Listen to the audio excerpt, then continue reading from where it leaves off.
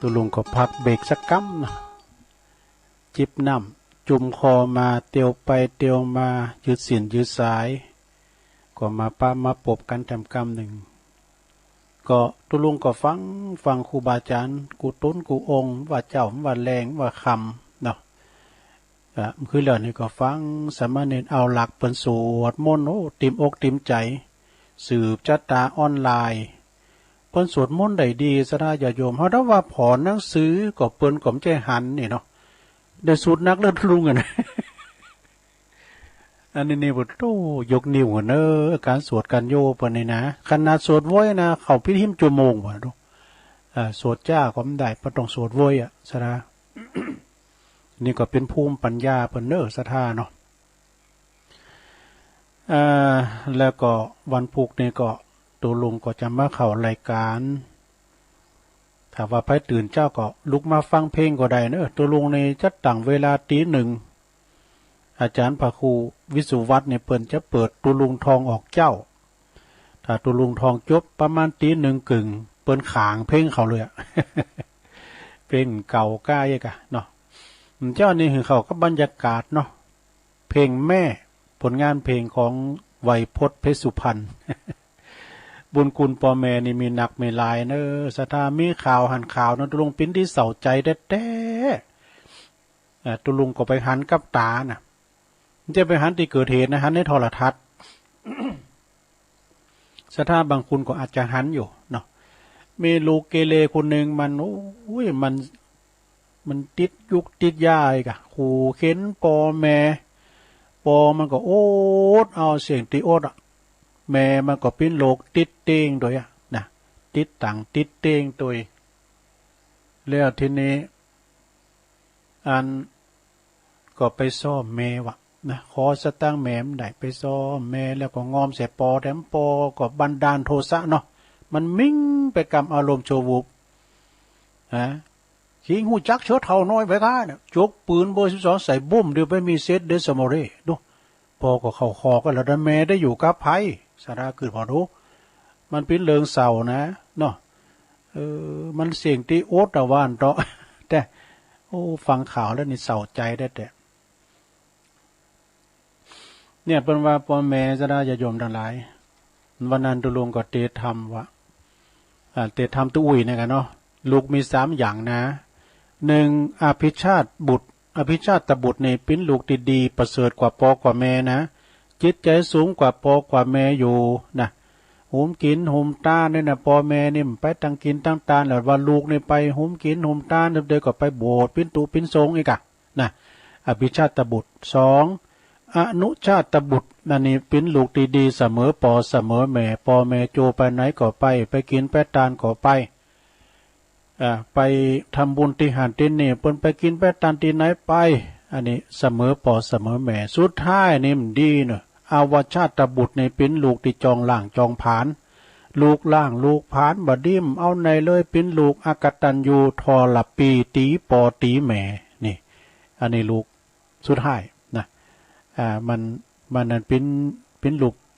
อากตัญญูบ่ฮู้บุญฮู้คุณเอาอันนี้มาเสริมทำหน่อยหนึ่งกว่าที่เขาจะได้ปิ้นกุ้นปิ้นโตปิ้นตินมาเนาะเลอันจุนว่าพ่อแม่ได้เลี้ยงมาใหญ่หน้ากาบ้านมาตั้งแต่น้อยนะตั้งแต่เกิดออกมาเนี่ยแม่ครูเพิ่นเยี่ยมเหมือนได้เลี้ยงลูกได้ พี่น้องตั้งเสาหินพวกตั้งซีโบบานเพิ่นถ่ายมาเนี่ยโอ้ตัวลุงเดี๋ยวนี้รถมันหนักไปเนี่ยรถก็วางกันไปว่ะมันตั้งโลงว่ะสระพอตั้งไปตั้งกรุงเทพนี่นะสระนะตั้งดอยติเนี่ยเปิ้นถ่ายกันพอนะรถมันพอหนักไปตั้งได้ก็ตั้งโลงเนาะสระเปิ้นอยู่กับบ้านจำเพาะเจาะจงเจาะแมนแต่พอหลวงแม่หลวงเขาอยู่บ้านอยู่จ้องฟังน้ำฟังธรรมไปเตอะนะ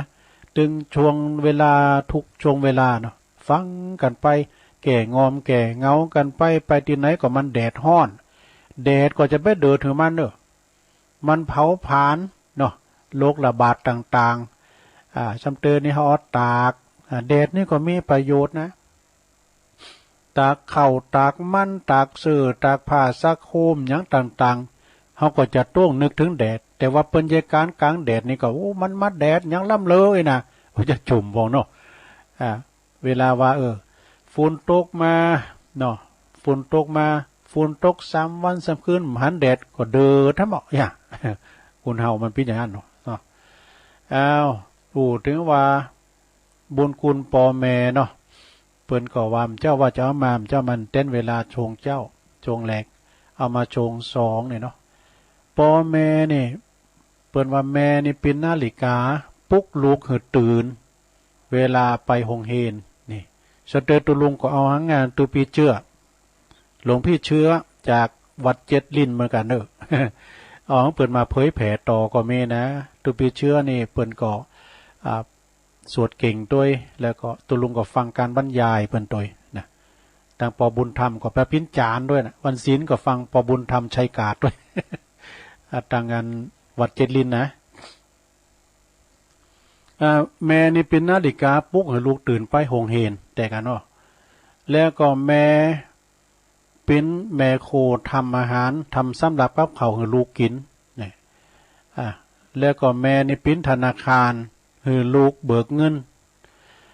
เบิกเงินได้ตลอดเวลานะธนาคารธกสก็ดีเบิกได้ตั้งแต่วันจันทร์ถึงติดถึงตั้งวันจันทร์ถึงวันศุกร์เนาะวันเสาร์วันติดก่อนจะเบิกได้หมดเวลาก็เบิกไม่ได้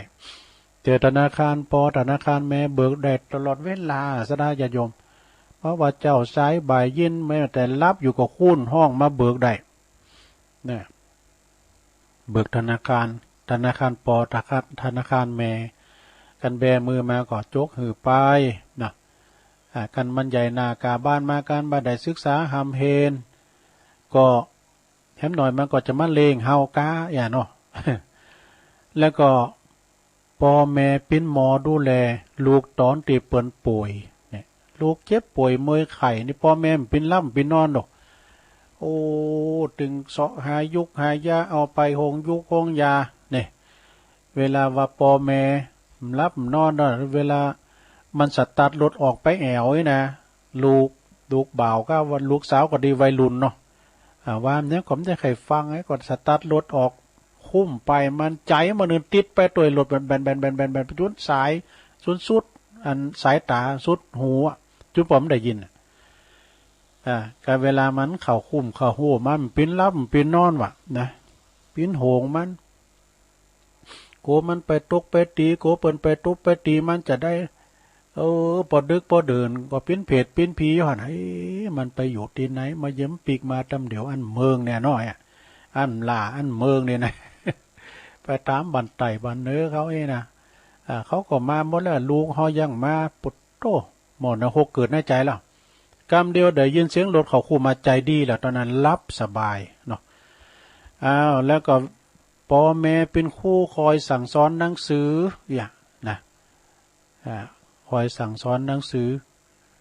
ลูกเต่าแล้วก็พ่อแม่ขับรถลูกเวลาเดินทางนี่ขับรถลูกเวลาเดินทางแล้วก็พ่อแม่ปิ้นเปินคอยปลอบเฮาอย่าเมื่อร้องไห้เวลาเฮาเศร้าอกเศร้าใจมีไผมีพ่อมีแม่เนี่ยนี่เนาะปลอบอกปลอบใจลูกเต่าแม่ปิ้นทุกสิ่งทุกอย่างในชีวิตนี่แล้วก็เจ้าคำกรของแม่ซีทอนนะเปิ้นว่าคือว่าพระองค์แรกผู้แสนดีให้ชีวิตเป็นครูคนแรกผู้ประสิทธิ์การศึกษาเป็นหมอคนแรกผู้ถือช้อนคอยป้อนยาเนี่ยรวมคุณค่านี้ได้แก่แม่เราเองแต่กันเนาะแม่นี่ปกป้องคุ้มภัยลูกเต่าเหล่าล้านเลนแต่บัดเดี๋ยวนี้บางทีนี่ลูกนี่จะลืมปอลืมแม่ลืมคุณลืมบุญปอแม่ไปก็มีนะแต่มันมีไปหน่อยเนาะมีสำหรับคุณบางคุณ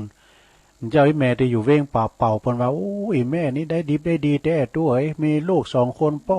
เป็นพ่อใจคนไม่ยิงคนนี่นะโอ้เขาก็ได้ดีแต่เจอฟังคำสั่งคำสอนคุณเฮานี่มีลูกมีเต่าได้ดิบได้ดีอยู่ถอยฟังกรรมบ่ลึกบ่หนาเนี่ยเลิกเปิ้นถูกหวยน่ะเปิ้นว่าเนาะมันเป็นบุญเนอะ บางคนนี่มันก็อย่างครูบาอาจารย์ว่าหลายตันหลายตุนเนาะเปิ้นว่าถ้าเกิดมาปุ๊บมันมาคำมันมางำไว้นะตั้งแต่น้อยมาปุดโตจอมเจาะดอดอยเข้าห้องยาออกห้องยาพ่อแม่ก็มีเงินมีทองอยู่เอาเข้าก็เสียงเงินเสียงทองกับลูกกับเต่าจนพ่อแม่เอาไปรักษาตีหันตีหนีมาหมดเงินหมดทองไปเกือบพอมันหมดเนื้อหมดโตตายไปเฮก็มีนะอันนั้นเป็นว่าเปิ้นมาทวงเอาหนี เขาเคยเป็นหนีเขา เขาเลยเกิดมาเลยทวงหนีเขาจึงว่าหมดเนื้อหมดโตอีนะอีก็มีนะแต่บางคนพ่อแม่มีมยังตุกไล่เขียนใจลูกเกิดมาโอ้ยเป็นแขวเป็นคุณหิมากล้าได้เงินได้คำได้ทับเตก็ทำเห็นหนังสือน่ะรุ่นได้ปิ้นใหญ่ปิ้นโตได้ดิบได้ดีกับลูกก็มีอีเนาะนอสราเนาะมันแน่นะอันนั้นบุญคุณของปอของแม่น่ะปกห่มหักษาไผที่ว่าขนาดตายแล้วยังปกป้องคุ้มครองรักษาเนี่ยอย่างอาจารย์พระครูปนวานะคะหมอนนั้นนี่จะเดินป่าปอแม่ก็ตายละหมดแล้วได้เขียวปอเขียวแม่วะเอามาก่อปิ้นพระห้อยคอไปเดินป่าไปจะไปต่างไกลแล้วก็ไปพักอย่างศาลากินข้าวกินน้ำอิ่มกี่ข้าวตอนอิ่มแล้วเราก็นอนยีบรับไปกรรมหนึ่งลุยไหลรับไปกรรมสะดุ้งตื่นปโตเตี้ยวต่อไปแถมวะคือมันลืมห่อเข่าไว้ที่หันปีกมาเนาะไปปีกมาโซนคุ้นมาดำคุ้นหนึ่งอันห่อเข่าเขาห่อยอยู่ที่หันที่อันสลาน่ะก็หันนี่หันคุ้นเถ่าพอใจมายิงเฝ้าอยู่หันก๊อกงอกว่ะดูพ่อแม่ยังมาปิ้นโหงมาเฝ้าถุงห่อเข่าอยู่นะเนาะสระเนี่ยบุญคุณของพ่อแม่เดี๋ยวนี้มีไหนเดี๋ยวนี้ลูกก็ตามแม่ก็ตามทำเดี๋ยวเขาเลี้ยงบักกลุ่มนี้ได้ยินมาหลายโอ้ยตัวเล่งเขาใหญ่แล้วยังเอาลูกเขามาเอาเล่งลูกเขาแถม มันจังมีนะนอสดาเนาะเวียเล่งบัดเดก็มีหลานซ้ำปุตหักลูกแล้วหลานก่อนนะหักหลานแล้วลูกก่อนเนาะน่ะมันหายงอมเนาะมันหายงอมก็เล่งไปเด้อเนาะแล้วก็มีทำลายลายสราญาโยมทั้งหลายการไผได้ลูกตีดิบตีดีก็เป็นสีเป็นมงคลแต่เปิ้นสูงมาเกิดเปิ้นเรียกว่าอนุชาตบุตร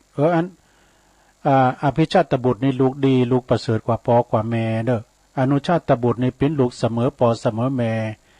กินต้านที่ไหนก็ไปเสมอปออวชาตบุตรนี่เป็นลูกเกเรเนาะอากตันอยู่ทรปีขนาดแม่นอนป่วยติดต่างติดเต้นไปซ่อมแม่ครับหัดไปซ่อมแม่หัวตั้งปอตั้งแม่เนาะปุดตัวงอมใส่ปอมันขี้หูจักเชื้อเท่าไปน้อยมันก็บ้าคุณเท่านะก็ปุดโตฟินมือปืนดึงเท่าเด้อมาบังนะเบ้บังไปมีตัวเก่าก็ไปติดคอให้มันอดปะไดลำไปมันหลายเตือลำไปนะเขาก็หินดูมันก็ได้ก็ไปซ่อมแม่ที่เปิ้นมีตังสู่ก็เป็นกรรมเป็นเวรกันไปเนาะ เอาอันนี้มาวาดำกรรมหนึ่งเกิดเนื้อสดาญาโยมคุณปอคุณแมวให้ดีก่อนสัมพองกับว่ามันนึงอย่างตุวาเตี้ยก็เป็นเตี้ยอันนี้ก็เมื่อเจ้าเขาเรียกนิวาลกรรมนะคำทำนายนะผู้ที่เขียนสูงมานี่ก็สมบูรณ์เลยนี่เป็นตัวฝรั่งตัวลุงอ่านหนึ่งฟังแล้วเนอะแปลงหนึ่งฟังเอานะสมบูรณ์นะตัวพี่เนี่ยตัวพี่อยู่ตั้งหนาตัวพี่ก่อนเป็นตัวปะกันเนาะกะคังในกลุ่มของอันวิดีโอสมัครลินเนอร์เนี่ยนะดอยหลังถ้ำปิ้นของไผ่ก่อนถึงหัว บ้านหลังเต้ก้าบอกเกยหูบอกเกยหันนี่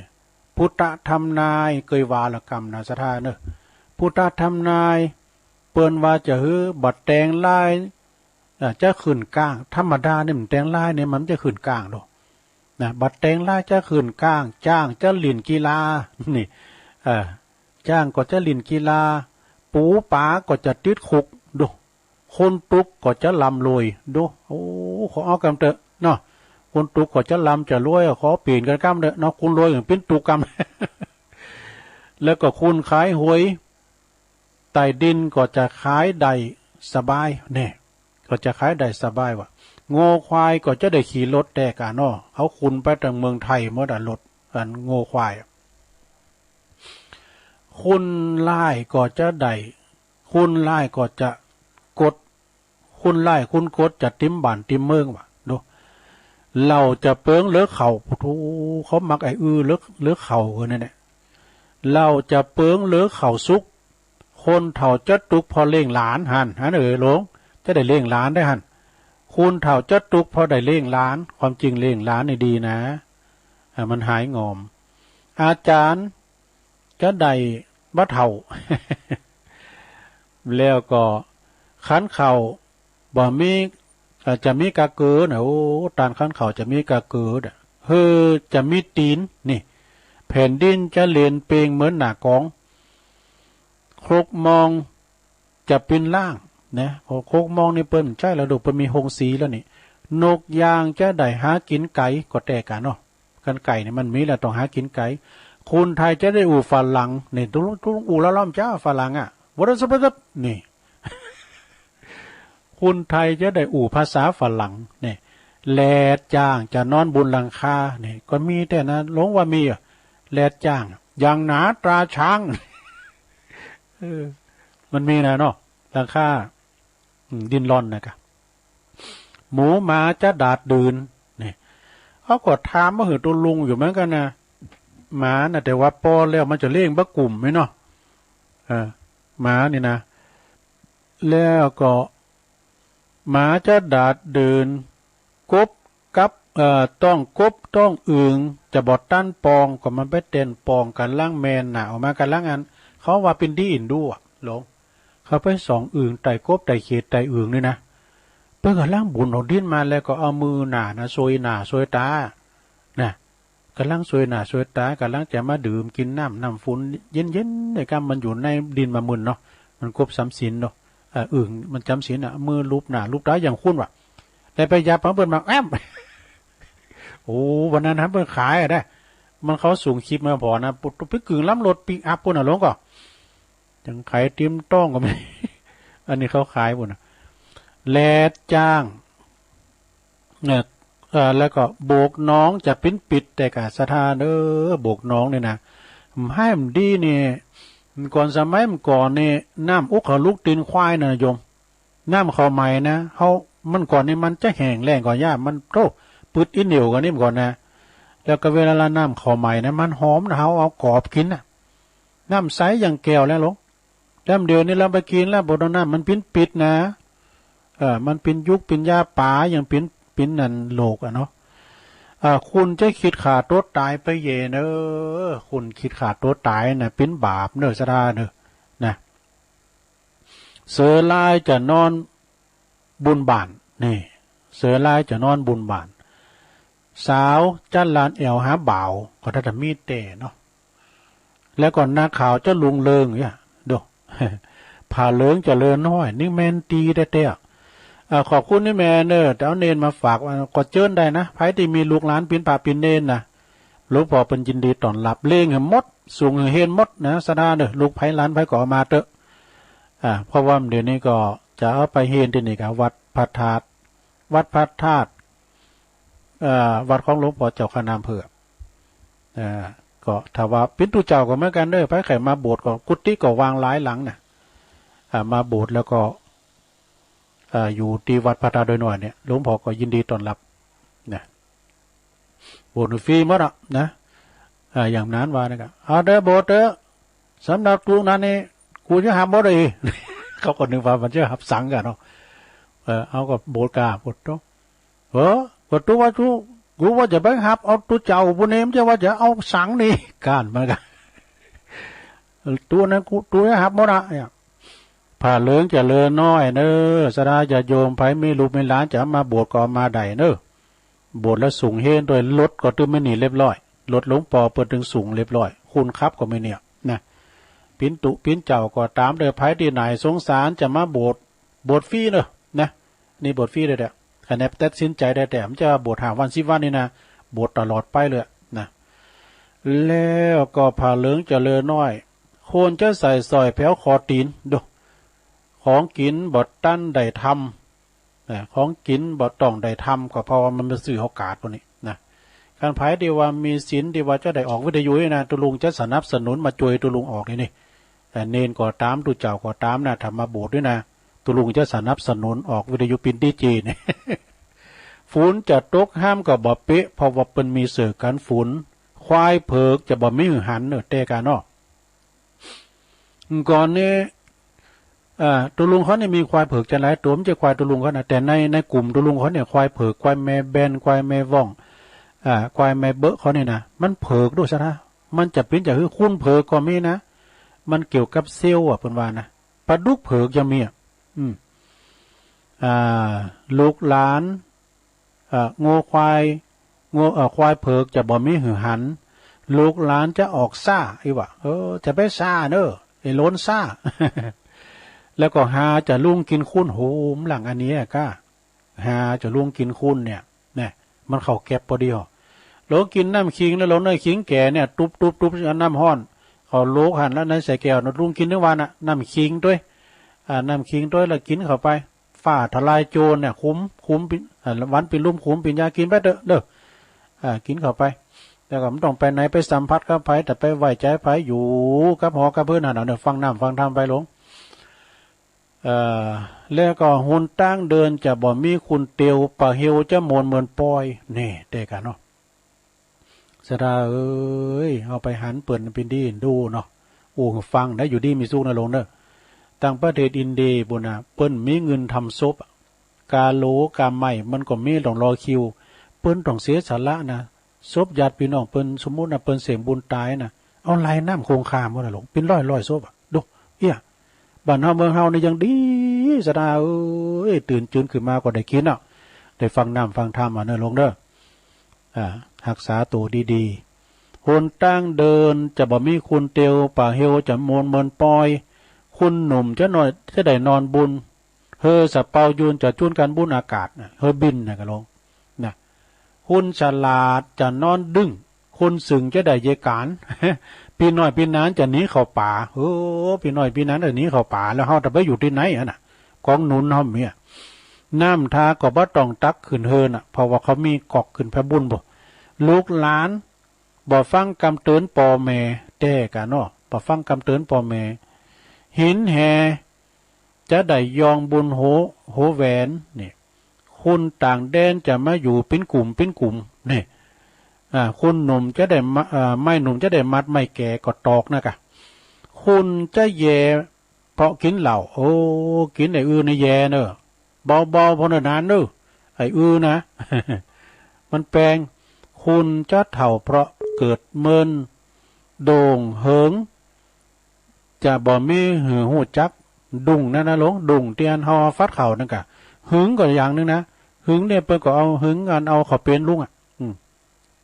ละอ่อนมุจัก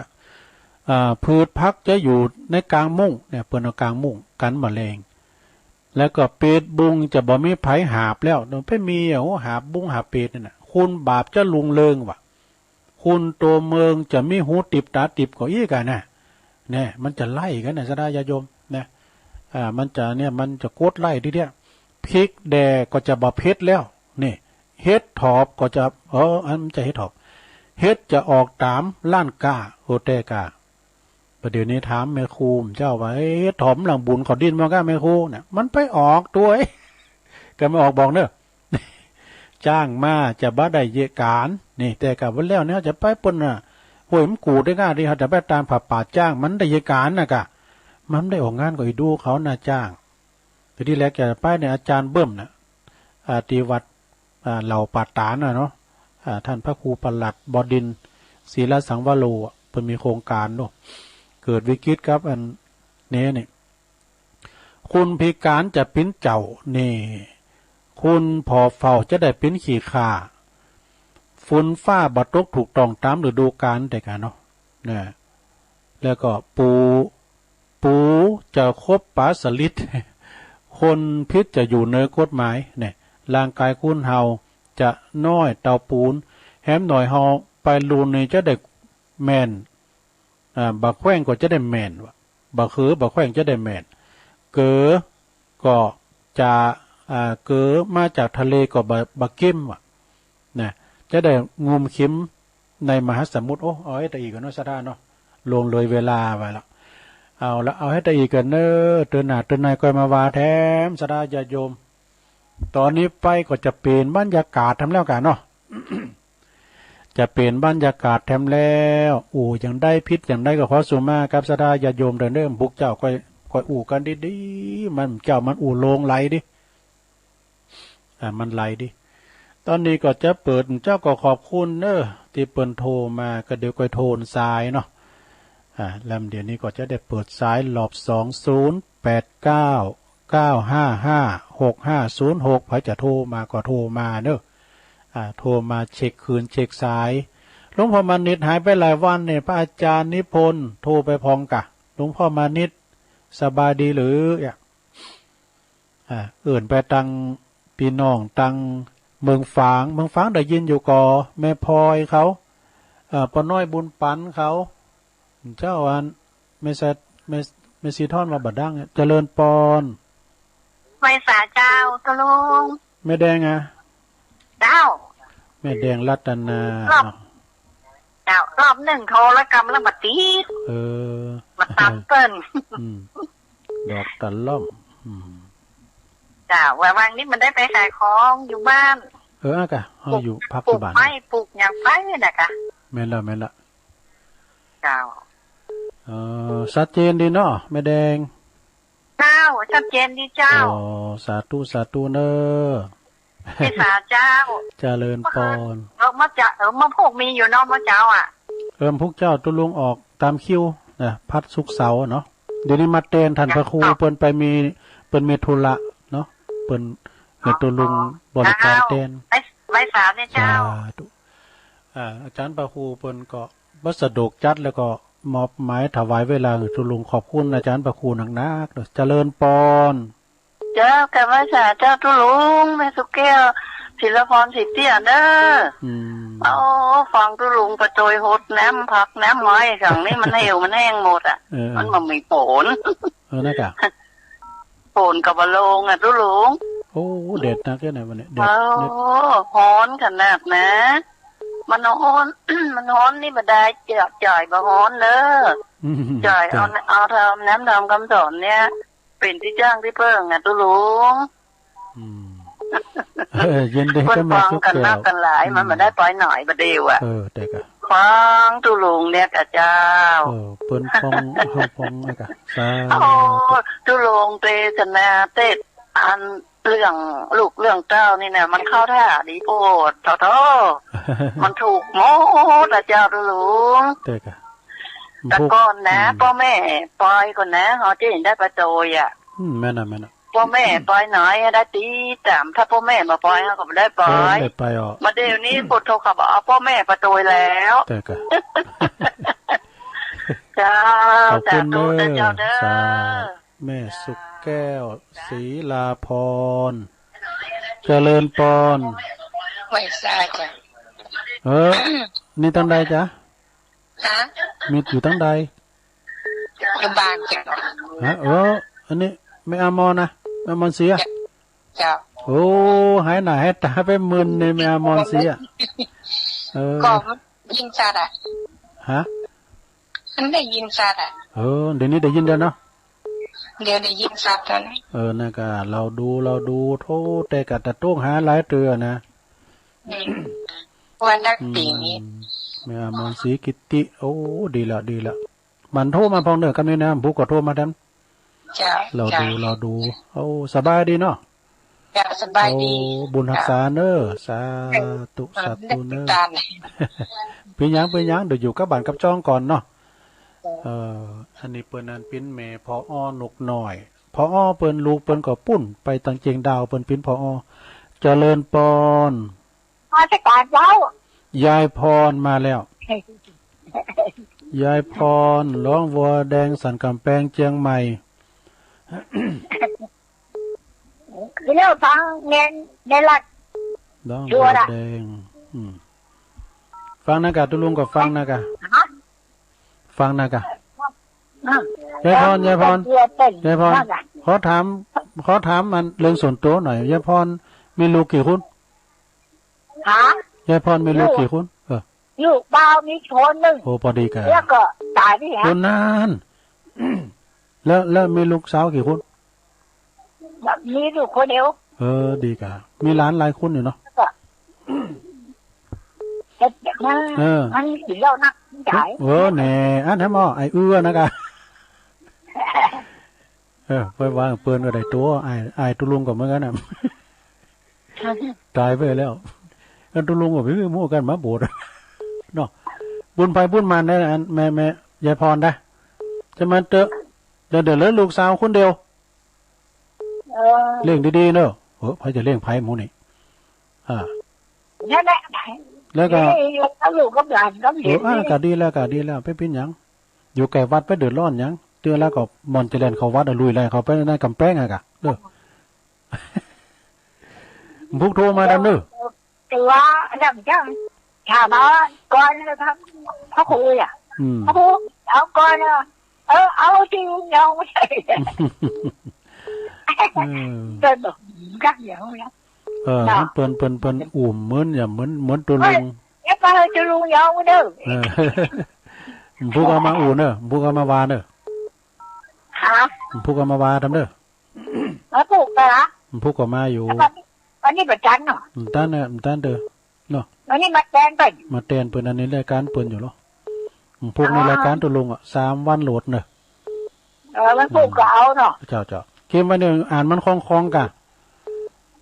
อันนี้ประจันนี่เด้อเนาะตั้นเด้อพุกนี่เอาติ้มตีพุกเนอะเจ้าสาธุมาตรการจ้าก่อนยายพรครับตัวลุงมันก็ปอกันนะอ่านหนังสือนะอ่านตัวลุงแล้วเนี่ยเจริญปอนกลับมาตรการตัวลุงรอบตองตะกี้กระโทรแล้วกันฝนจะตกไหนได้จะปิดแล้วอยู่ตั้งใดเนี่ยฝั่งนี้ยังปะเป้าแม่จันเจ้าแม่ยังก็แม่จันเจ้า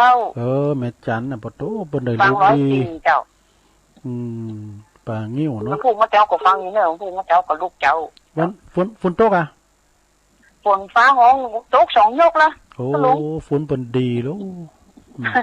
ตก2 ยกละร้อน2 ยกละอันนี้ก็กำลังบดนะห้องเป็นยกเดี๋ยวก็ตกของมันนี่ดีกันขอบคุณแม่จันหลายๆเด้อเจ้าแม่จันเจ้าปลางิ้วเวียงป่าเป่าลูกเปิ้นได้ดีดูลูกเปิ้นลูกคุณใจคุณยิงคุณเปิ้นได้ดีกับลูกกับเต่าก็ลูกไผก็ใจมันบุญไผบุญมันไปเนาะพี่น้องเมืองฟางเจริญปอนภาษาเจ้าโลแม่ฟองเนาะเจ้าฟังอยู่เนอะแม่ฟองปงดอนจะขึ้นนี่ฟังพระอาจารย์มนต์หลักเอาน้ำวนนี่เจ๊มึงก็ว่าฝนนั้นโหฝนนั้นก็ใส่หัวกับได้เจ๊หมขอบคุณหลายๆเด้อฟังเจ้าละบ่เจ้าฟังอยู่มาให้สิฝนตกเหรอมันตกห่อนมันก็ห่อนแดดด้วยเนี่ยเดี๋ยวก็น่าจะแม่ฟองปงดอนขอบคุณเด้อสาธุขอมาแถม0899555656แรงพุกก็มาอยู่เนาะการลุงต้องได้จ้าฮะนี่ได้สเก็ตเจ้าไปให้เงินเจ้าไม่ห้อยเงินดอยสเก็ตปุ่นเนาะแม่ยังก่อนแม่เจ้าแม่โบเขียวเจ้าแต่กับแม่โบเขียวก็เคยโทรมาดูลุงปองคนว่าถ้ามีลูกดีโดนถูกหวยรางวัลที่1เนาะของมันถูกรางวัลที่1เนาะแต่กะวันที่1เอาก็ได้ถูกดีนะจ๊ะเนาะแล้วยังบ้านแต่ว่าทำนี่ก็ถูก2 ตัว 3 ตัวนะเปลี่ยนไปถูก2 ตัว 3 ตัวไม่มีลูกกี่คนของซ้ายของมีลูกกี่คนลูกจะมี2 คนพอดีค่ะเพิ่นก็โรยไป40 คนแล้วก็36 คนแล้วมันมี8 คนจ้ะ3 คนไม่ลูกดีแล้วค่ะจ้ายินดีเด้อสาธุ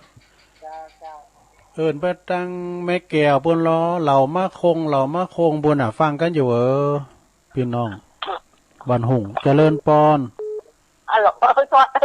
ไปจ้าสวัสดีครับ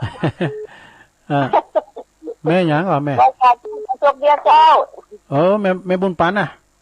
เจ้าโอ้แม่บุญปันโน่เนี่ยฟังอยู่เด้อศพเตี้ยดีกะขอบคุณหลายๆเนี่ยแม่บุญปันเด้อฟังสัตว์เตี้ยเนาะมันพวกออกพวกเจ้าออกอยู่พวกก็โทรมาทำการเด้อ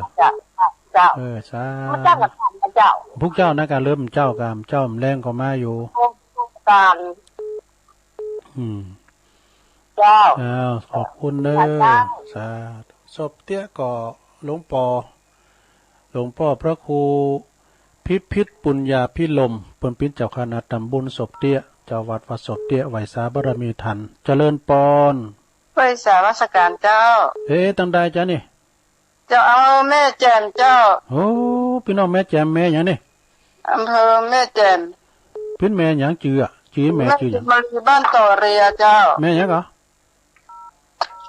แม่สุมาลีบ้านต่อเรียเจ้าโอ้สุมาลีจ้าฟังกันหลายอยู่เด้อท่านพระครูนั่นนะโอ้โหเดี๋ยวเป็นพระครูละมวนหรอต่อเรือฟังกันหลายอยู่แต่โทรบ่ตอนเปิ้นเด้อกะถ้าเมื่อเจ้านี่ก็ได้ยินอยู่กะเจ้าได้ยินฟังทุกวันน่ะเจ้าโอ้ดีกะโทรมาพร้อมกะอันไปหัวบนฟังได้ก็มีแม่คันแก้วนะแม่คันแก้วอันตำบลช่างเคิงเพิ่นโทรมาอยู่น่ะแม่คันแก้วนะต่อเฮอนี่โตต่อเฮอนี่ก็เคยไปเหมือนกันนะโอ้ขอบคุณเนอะแม่สุมาลีบ้านต่อเฮอแม่แจ่มจ้าตุขอบคุณหลายๆเนอะจ้าตุผู้ก็โทรมาแถมนะเป็นกำลังใจกันไปผมจะได้ไปไหนกันเนาะเจริญปอนแม่คำปันนะโอ้แม่คำปันเหล่าสันปิ้งอีกาแม่คำปันฟังเมื่อวันฟังเมื่อวันมันได้หยิบรับเลยไม่รู้เมื่อวันเนี่ยแต่ก็ได้มันเจ้านั้นมันกินลับนะแต่เมื่อคืนมันอะไรมันที่รับขนาดตัวลุงวายหันบอมมันคิดแต่รับในอยู่เนี่ยทางแม่จันมันทำได้ยินแม่จันเลื่อนไซก็แม่เดินพินก็บุญนะงอมได้ได้อยู่บ้านอยู่จ้องกันได้ไหมไปมันขี่ค่ายแล้วโอ้จะได้งานบั่นเหล่าประเจ้าใต้เขียวงานตุ่นแก้วงานบั่นเลินโอ้บั่นเลินใส่ทองเหมือนเนี่ยปวดโต้มได้หันอีกกีปีนี้นะเอาจับภายในไปก่อนเนาะไปมันขี่ค่ายแล้วก่อนเราจะไปดันทุลังน่ากะน่าจะได้พอกันค่ะขอบคุณแม่คำปันนักๆด้วยเจ้าก็ไม่ใช่สาธุแม่คำปันนะเหล่าสันปิงแม่พันปุณทำดูแม่พันปลาใหม่ก็ปุณนะแล้วก็แม่พันบันกอกเขาโทรมาหน่อยแม่พันเจริญปอนนมัสการเจ้าตั้งได้จ้าแม่จังไรจ้าแม่สีพันแม่สีพันแบบนี้เปิ้นใหญ่เปิ้นใหญ่ไปสันซ้ายแล้วใหญ่ตีใหญ่ตังคนใดมีลูกมีก็มีบุญเนาะท่านเนาะแม่นแต่กะมันก็มีมันอยู่ถอยฟังกรรมก็ดีแล้วเนาะแม่เนาะแม่เป็นสีพันไม่รู้กี่คูณมี5เสียไปคนเหลือ4เดี๋ยวนี้เหลือมี2ผู้ชาย2พอดีแล้วเขาก็มาพอคอยดูแลเป็นคนดีทุกคนเลยอ่ะดีกะแสดงว่าแม่มีบุญเนาะมีบุญกะโธ่มีบุญแต่เดี๋ยวนี้ก็อยู่เฉยๆอ่ะไปไหนก็ไม่ได้เลยอยู่แต่ในห้องเนี่ยนะเขาเล่นกรรมเป็นหยังไปไหนไม่ได้แอลใครก็ไม่ได้ต้นไม้แอลเขาก็ไม่ได้นั่นก็ต่างคนต่างอยู่ก่อนเป็นหยังกินนอนเนี่ยกันเนาะ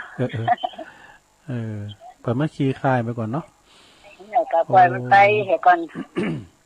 ก็ขอบคุณแม่สิพันได้หลายเด้อได้จ้ะอะไรมันก็สันทรายแม่โจ้ยินดีนะแม่เนาะอยู่คนเดียวกันนะอยู่บ้านคนเดียวเนี่ยโทรยากขนาดเลยท่านดีค่ะขอบคุณเด้อข้อความสายไม่ว่างมันสายมันแน่นเนาะผู้ก็โทรมาดำเด้อเจ้ายินดีแม่สิพันหลายๆเด้อเจ้าสาธุ แม่สีพันสันสายแม่โจ้นี่เปิ้นก็ฟังตลอดเอาโทรกันเข้ามาเวลามีเปิ้นเลอะอยู่เนิ่นเจริญปอนตู้ลูกโอ้ปีนั้นปึ้งมาแล้วสำหรับปีโอ้เพราะว่าลูกหลานหลายคนเท่าตายยากแต่เพิ่นมีแห่งกอบเพราะว่าเลี้ยงมาหลายเที่ยวแม่นมันมีหลายอย่างคนหนึ่งตัดหน้าที่คนหนึ่งเก็บผักคนหนึ่งดางไฟเงี้ยกินนะมือได้หัวแล้วอย่างแม่น่ะแต่กันเยอะกันหลายกระโตโจดปู่แม่คนหนึ่งเก็บผักแม่คนหนึ่งนึ่งเข้าท่าเดี๋ยวข้ามาห้องกับเมื่อกี้เข้าได้หัวแล้วอย่างเดี๋ยวนี้มันมาเนี่ยว่าพี่ว่าแม่โมเนี่ยถ้ามาเดี๋ยวนี้มันเป็นโทรแล้วเดี๋ยวก็โทรมาอย่าโทรมาจะมาส่งหน้าบ้านอะไรอย่างเดี๋ยวนี้มันแต่ก่อนนี่ได้ซอแตกแต่ก่อนนี่อันแตกกินของกลางตุ่มกลางหน้าพักบุ่งพักยังเนาะเป็นปูเป็นปลาป่วยแก่แล้วเก็บรวยเอาไว้นึ่งข้าวบนผู้อย่าตักน้ำไว้อย่าแม่เข้าไว้อย่าเมาไปส่งที่กุ้งลืมแม่เข้าเทียบโดนเดียดดึงอันแต่ก่อนในโรมันช่วยกันด้วยคนร้ายเอาไปเก็บหลัวแม่เข้าลืมแม่เข้าไปชั่วเมาไปห้องที่กุ้งเนี่ยพี่ออกมาลืมแม่ดีเลยลูกตื่นเที่ยงคืนลูกแม่ตันอยู่กับได้อยู่ดีกันแม่เป็นเดียดขอบคุณพี่นันปึ้งเนอะเดี๋ยวพี่นันสายันจะด้วยมาละจ้าตู้ฮัตเตะตัวลุงโอ้ดีใจนี่อีกอะพี่ใหญ่ไต่โหโทรมาพองตำปูนโรตำบัดที่ไอ้ลื้อหลงเขาแม่สุพรรณรักเขานะแม่สุพรรณเขาเจริญปอนมาใส่เจ้าตัวลุงแม่เสียใช่กะเจ้าแม่เสียฟังอยู่เนอะแม่สีเนาะแม่สีปัญโยแม่สีฟังเจ้าแล้วเนาะเจ้าไม่สังเกตเจ้าโอ้เนี่ยเขียนไปแล้วเนี่ยออกจ้าแม่ขันแก้วโอ้โทรหาตัวลุงยากนี่แม่ขันแก้วจังเคิงบุญเนาะแม่แจ่มจ้าฟังตัวลุงตลอดเลยจ้ากับมันโทรมาพร้อมกันพุกก็มาอยู่นะจ้าพุกมาถึงเจ้าถึงบ่ายลูกม้ามเจ้าก็ฟังไปกันอยู่ตั้งไฟหินนี่ดูต่างฟังเพลงโอ้บ่ได้คนไหนฟังซ้ำตัวลุงตลอดเลยเจ้าแม่ขันแก้วอายุเท่าใดอายุแม่เท่าใดล่ะบ่ไปไหนจะอยู่บ้านนะเจ้าดีกะขอบคุณแม่ขันแก้วหลายๆเด้อจ้างเครื่องบนแม่แจ่มผูกโทรมาแถมไปดังแม่บุญเมืองด้วยนะแม่บุญเมืองห้องหานะอายุ83 ปีแล้วแม่บุญเมืองฟังอยู่แม่บุญเมืองลงล่าเขาห้องจ้างโดยเจริญปอนที่แล้วว่าช้าตุลงตั้งได้จ้ะอนุสรณ์สีคุมาโอ้ปนนั้นเจ้ยวันนั้นเจ้ยเลยเนี่ยได้เพราะแต่ว่าเด็กอนุสรณ์สีคุบาเป็นการรักใจกลุ่มกันเด้อโอ้ดีแต่เด็กอะอีกอะโคมาพองกันปนนั้นมันปนนั้นอายุแต่หือละ89โอ้เป็นว่าเท่ามั้งเป็นว่านั่นว่าได้แข็งแรงอยู่นี่โทอยู่นี่90แต่ได้เหรอ89อ่ะ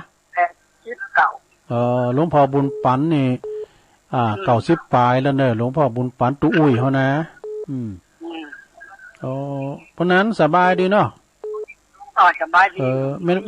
ไม่หลวงก็สบายดีนะอยู่กันกี่คู่กี่ก้อดีกะขอบคุณปนนั้นช่วยหลายๆเด้อพุกโทรมาทำเด้อโอ้ดีแล้วสาธุโทษเอาก่อนลงหน่อยบ่ลงเนาะพุกมาเจ้าให้หน่อยกันเด้อพุกเกมไว้บัวมาเจ้าให้หน่อยเนาะปนนั้นเจอเนอะอันนี้นะปดตัวปนอยู่ที่อนุสรณ์4 คูบาเนี่ย4 คูบานะก็ขอแสดงความเสียใจครับตั้งปะโลงนะเปิ้นเสปอเปิ้นไปในน้องปะขาวเนี่ยปะโลงสลายุทธนะจันกุณะปะโลงสลายุทธจันกุณะเปิ้นจะ หลากภาษาพุกเนอหลวงพ่อก็จะไปนะที่น้องผาขาวเนี่ยนะเป็นปอของปอหลงเนาะที่น้องผาขาวเนี่ยแต่ไม่หลงสายฝุ่นเขานี่กะเจริญปอนกับภาษาเจ้าแม่อยู่ไหนน่ะแม่ฟองคำแต่เจ้าโทรไลน์มันรุดแหวนเจ้าแม่ฟองคำติ๊บแก้วนะกะอันเจ้าฟังตลอดหน่อยเจ้าคุณพ่อคุณแม่เนี่ยมันดีเนาะพ่อเขาคิดถึงเปิ่นเดี๋ยวนี้พ่อแม่เจ้ามามีนะเขาจะไหว้พระสวดมนต์หนังสมาธิเอาอันนี้สงคือเปิ่นเนาะได้เราทำครูเนาะนั่นได้กันโอ้ดีเลยกันเจ้าปลาไผ่บอดห้องอะเนาะเจ้าหลวงพ่อพุทธปันเดชทำมาได้มันถูกไงพวกจะเดชทำตุ้ยอันที่เตียนเจ้าในกัดจบไปละอันทั้งตุ้ยนะพวกทั้งตัวปีสมเพชพวกสมเพชเจ้าถ่ายฟังด้วยฟังตลอดเจ้าอริยสัจ7อริยสัจ7ของตัวปีสมเพชวันพุกนี่นะโอ้เน็ตเดอร์ของตัวปีสมเพชนี่นะปัญญาทานนางเหริทานนางโอตตปะทานนางโอ้หลายอย่างสอนจะดีเอาเข้ามาแถมมีอยู่เวลาเจริญปอนเจ้าไว้สาค่ะลุงเจ้าอยู่ตั้งใดจ้าแม่หยังจากเลี้ยงเปล่าเจ้าแม่หยังเนี่ยเจ้าแม่กันทันนีเจ้าแม่และเจ้าฟังอยู่ตัวเจ้าแม่กันทันนีเจ้าเดี๋ยวทำมูลที่รอเจ้ากำก่อนเสียงป้อยเสียงมันอย่างนี้กำก่อนนะมันเหมือนเจ้าเฮ้ยเจ้าในเสียงป้อยจะดีกันทันนีอยู่ดุ้งไหลหนาเนาะ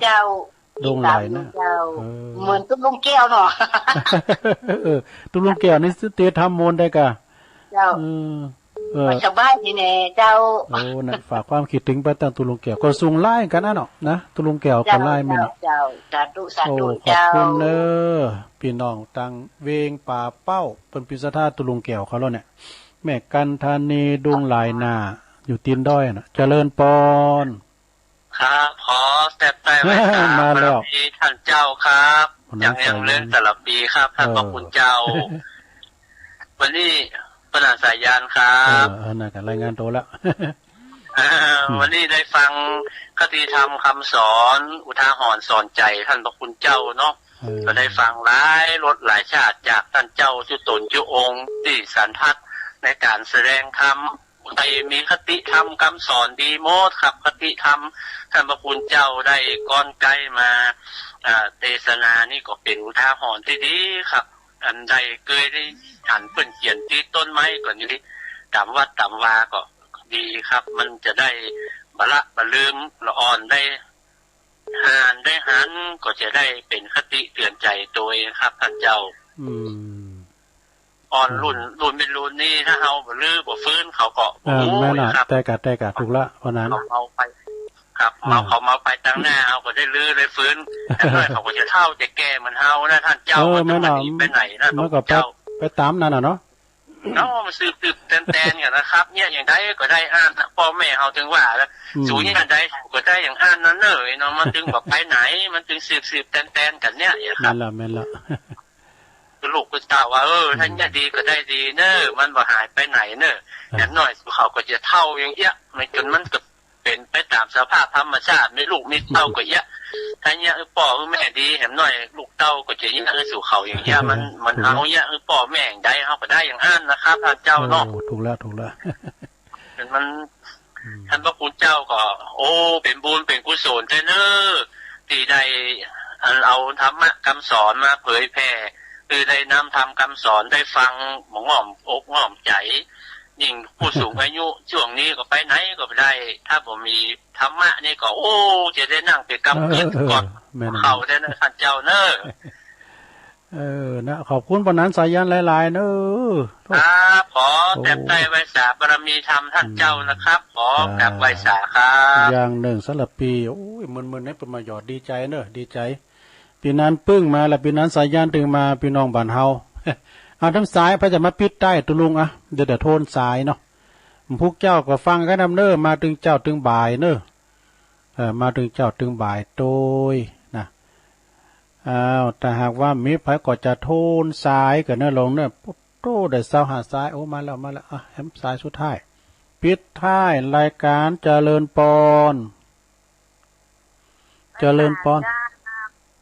ดังกอยหรอ โอ้พี่น้องหลายปิ้งเนาะเจ้าโอ้พี่น้องหลายปิ้งก็ขาน้องโบมาแล้ว ฟังเจ้าแล้วเนาะเจ้าขอบคุณหลายๆเนอะเจ้าก็ขาน้องโบเจ้าสาธุสาธุ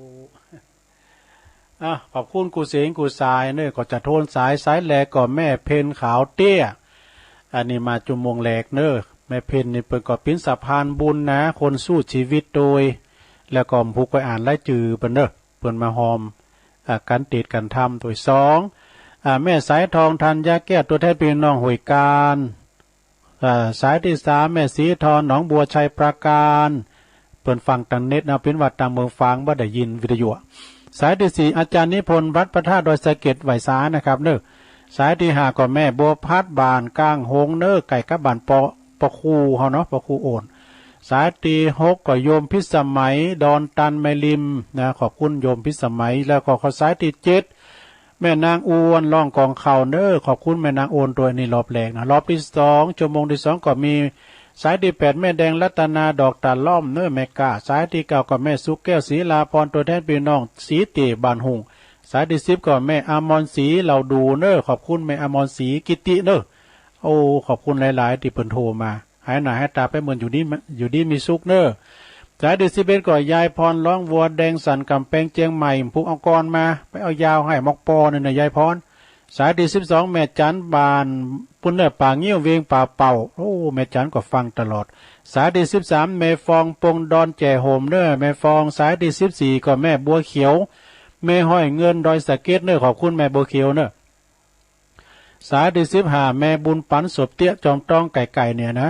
สายที่16ก็แม่สุมาลีต่อเฮือแม่แจ่มโอ้ขอบคุณพี่น้องแม่แจ่มโทรมา